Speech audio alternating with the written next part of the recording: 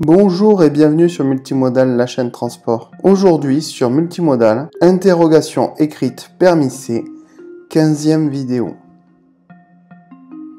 Dans chacune des vidéos, 10 questions par thème, une correction rapide et une correction commentée avec les sources réglementaires ou pédagogiques pour aller plus loin. Alors, les questions. Le thème, c'est règles de circulation et signalisation spécifiques.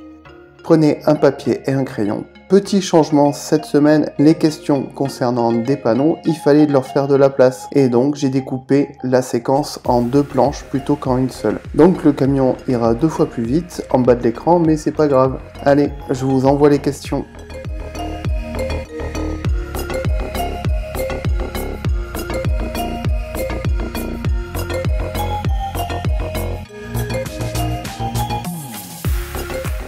Voilà pour les 5 premières questions. Allez, le camion il démarre.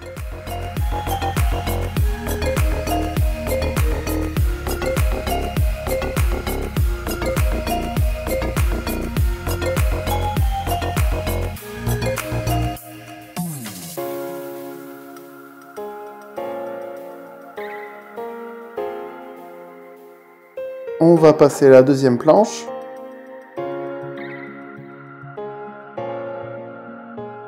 Je vous envoie les questions.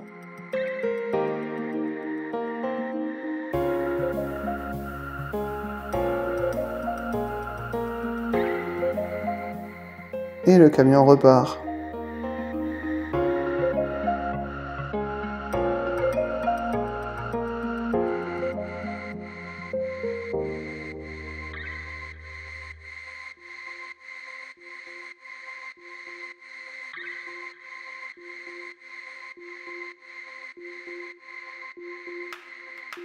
Vous avez fini?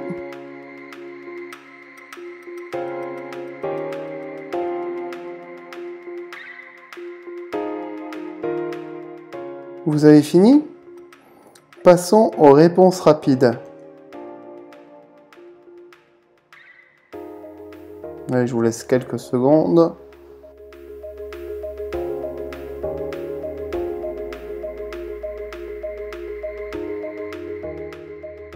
Alors, vous avez eu 10 sur 10.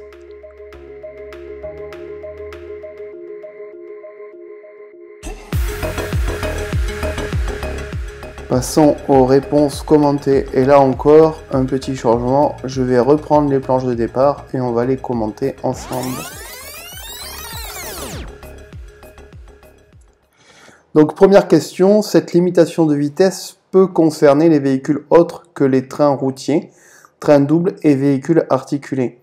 La bonne réponse, c'est oui, car le petit panonceau M4W concerne les véhicules tractant une remorque de plus de 250 kg de PTAC. Donc ça peut très bien vous concerner si avec votre voiture de catégorie B, vous amenez des déchets verts à la déchetterie. Et ce panonceau vous concernera. Question suivante. Ce signal concerne uniquement les véhicules affectés au transport de marchandises excédant 3500 kg de PTAC.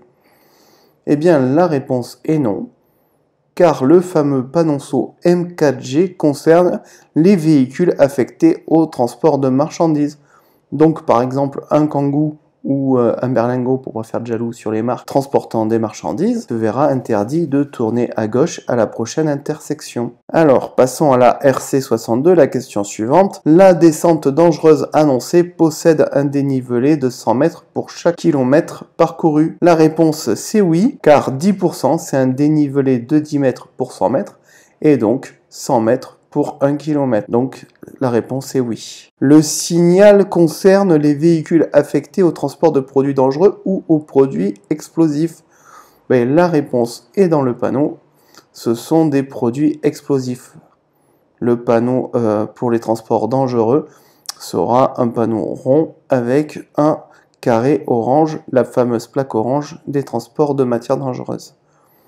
Alors passons à la RC64. Cette signalisation de pré-signalisation peut annoncer une barrière de dégel. Vrai ou faux? La réponse est vraie. Elle vous indique une interdiction pour les véhicules de transport de marchandises avec un PTAC supérieur à 12 tonnes et avec la déviation qui va avec. Donc ça veut dire que la route qui continue tout droit mais peut être une barrière de dégel. Ce n'est pas obligatoire, mais le peut est important. Passons à la deuxième planche. Ce signal concerne uniquement les véhicules isolés. Eh bien, la réponse est non, car ça concerne tous les véhicules de plus de 10 mètres de long. Je circule avec un véhicule mesurant 2,30 m de large à hauteur de ce signal. Je peux continuer sur cette route. Mais la bonne réponse, c'est oui, car c'est jusqu'à 2,30 m. 2,30 m étant inclus. La question 69. Ce signal m'annonce une voie de détresse qui sera située sur ma gauche. Mais la réponse est non, car le panneau C6 qui vous indique les voies de détresse indique le côté de la voie de détresse. Et donc ici, ça serait une voie de détresse située sur notre droite. Je circule à vide avec un véhicule de 5 tonnes de poids à vide et de 15 tonnes de PTAC. À hauteur de ce signal, je peux passer. Eh bien, la réponse est non, car c'est le PTAC qu'il faut prendre en compte et non le poids à vide. Et enfin, dernière question, ce signal peut-il concerner les véhicules transportant une faible quantité de produits polluants? Mais la réponse, c'est oui, car dès lors que l'on transporte des produits polluants, même en faible quantité, on est concerné par ce signal. Eh bien, voilà pour ces 10 questions. Merci déjà d'être arrivé jusqu'ici. Un petit pouce bleu, ça fait toujours plaisir, mais en plus, ça aide à référencer la chaîne. Donc, je vous en remercie par avance. Si vous avez des questions en commentaire, eh bien, n'hésitez pas. Vous avez remarqué, j'y réponds assez facilement. Pour ne pas louper les prochaines vidéos, eh bien, c'est tout simple. Abonnez-vous et actionnez la cloche pour recevoir les notifications. Je vous dis à très bientôt sur Multimodal. Ciao!